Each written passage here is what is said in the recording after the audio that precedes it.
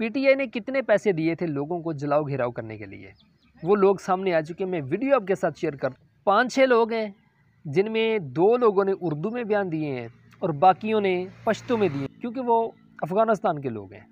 तो इसलिए जो है ना, उर्दू लैंग्वेज के जो हैं वो हमें भी समझ में आया और आपको भी समझ में आएगा, तो वो मैं आपके साथ वीडियोज़ शेयर कर रहा हूँ, वो आपने गौर से देखनी है और आपने अपनी राय देनी है कमेंट्स में कि आप इस बारे में क्या ख्याल करते हैं कि आया ये लोग जो सामने आए हैं, मीडिया सामने लेकर आया है, क्या ये प्लांटेड लोग हैं, इनको भी पैसे दिए गए हैं ये सब कुछ बुलवाने के लिए, या इसमें कोई रियलिटी कोई हकीकत है?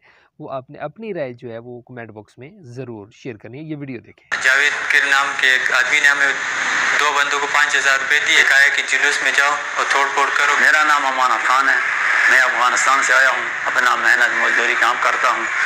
जो लोग पीटीआई से पैसे लेके गलत काम करते हैं वो ना करे, मुल्क की कौम का नुकसान ना करे, गाड़ियाँ ना जला